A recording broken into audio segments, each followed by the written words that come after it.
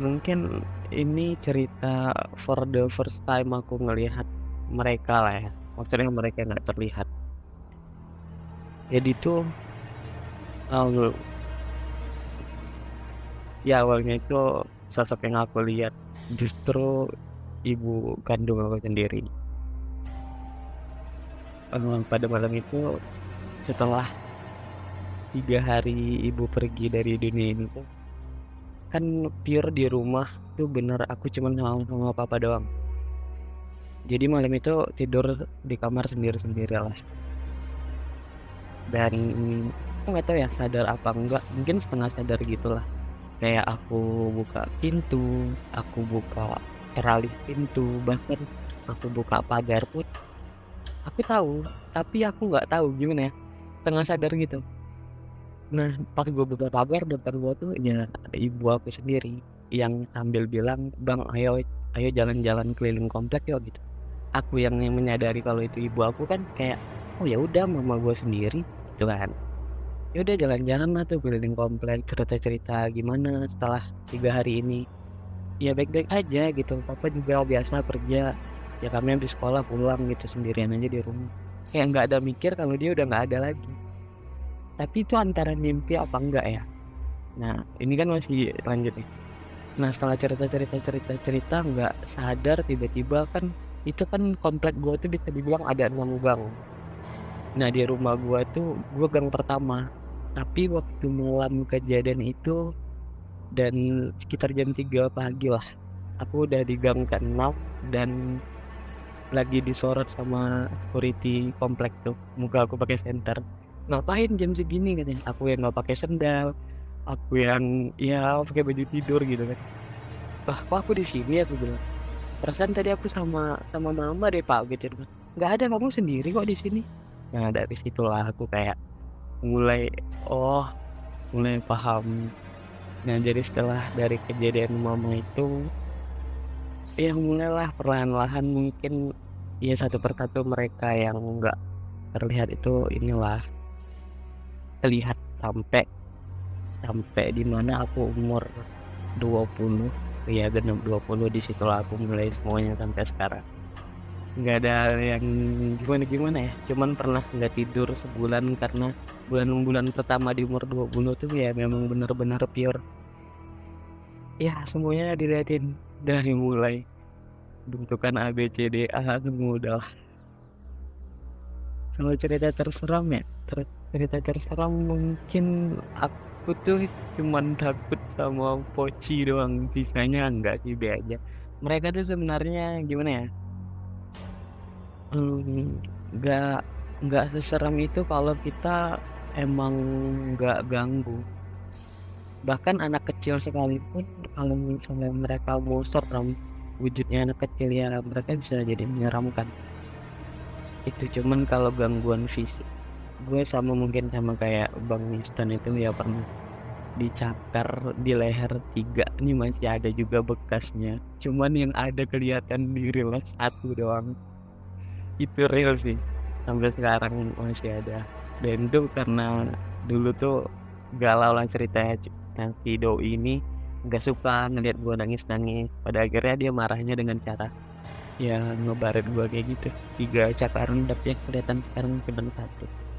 Ya sampai sekarang sih intinya ya gitulah bisa ngelihat banget enggak, kalau ngerasain insyaallah. Itu sih ya menurut dari aku nih.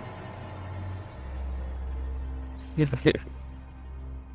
Iya Bang Ref, tapi pengalaman Bang Ref yang ketemu almarhumah ibunda Bang Ref ini, gue juga pernah ngalami, tapi ini waktu ini pade gua gitu. Jadi waktu itu masih 6 harian gitu, 6 harian gue tidur di rumah pade gua dan gue ngelilir gitu, ngelilir kayak bangun tidur, gue ke kamar mandi gitu. Kan gue tidurnya di kamarnya dia gitu, kamar dia langsung ke kamar mandi gitu. Jadi pas gua keluar dari kamar mandi, kan posisi lampu, ya gue ngeliat wajah putih gitu, langsung. Tapi rasanya nggak takut kayak Bang Ref gitu, Iya, shock sekali kayak nggak takut sama sekali kan? malah rasanya tuh kayak rindu gitu ya, orang nggak pernah ketemu gitu. Gua Sedih bahkan aja nggak gitu. nggak rindu karena gua ngerasa pada waktu itu tuh beliau ini masih ada, Nah, masih hidup. Gue tuh merasa kayak gitu. Padahal gue sadar kayak ibarat kan dia nanya kan gimana setelah 3 hari katanya. Ya gue ngejawab tuh kan baik-baik aja kata gue. Cuman ya sekalinya pas dia kan nganter gue ke rumah. Oh ini endingnya belum gue ceritain. Dia nganter Wes. gue ke rumah. Dia pada akhirnya gue ketahuan sapam dan gue diantar sapam kan. Nah di depan pagar dia ada lagi. Dan gue ngelihat mukanya udah kayak bukan mama gue lagi lah. Dalam artian udah gimana ya? Bukan dia lagi tapi masih suara dia dan gue lihat kakinya tuh udah hancur lah kayak gitulah ceritanya. Nah, dan gue mau lurusin lagi di umur gue 20 tadi ya.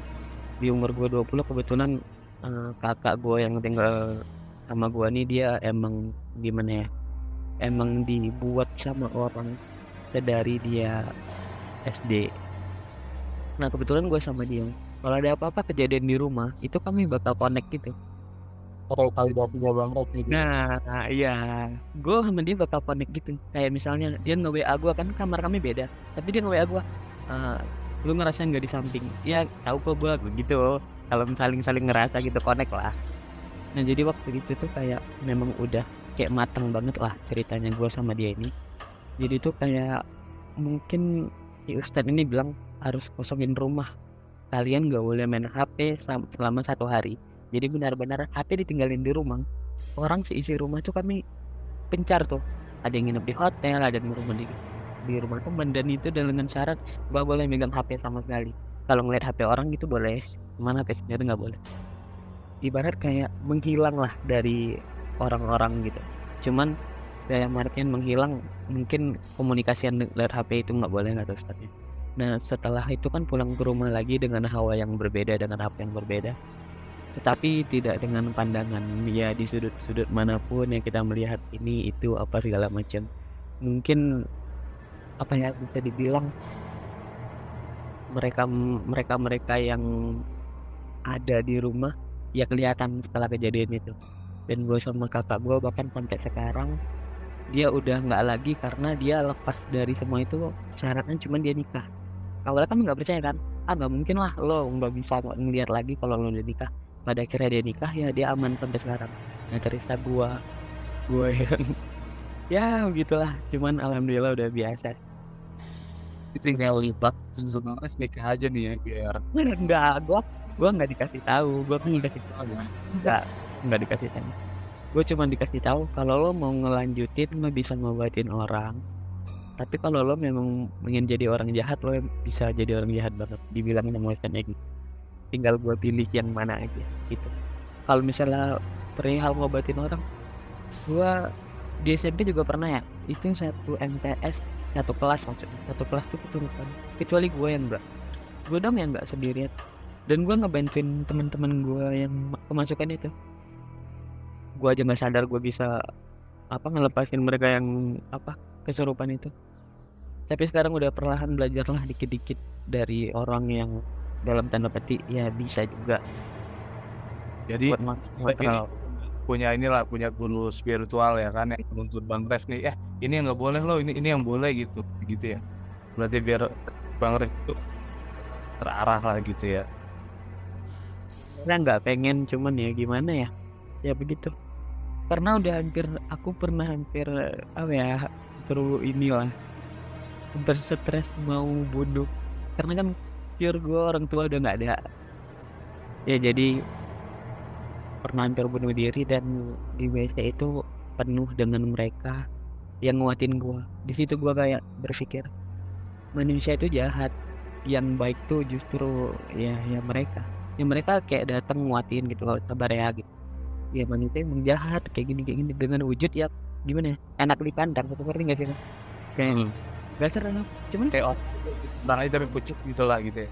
ya bucin biasa aja cuman nguatin anjir kayak kata gue juga ya Allah mereka aja sepeduli ini gitu nggak kayak manusia. Dan itulah alasan gue sampai saat ini mungkin ya stay gimana ya strong aja karena mereka teman gue juga kan bisa dibilang teman cuman beda dunia doang lah gitu. Jadi kita emang bisa berdampingan sebenarnya gitu ya.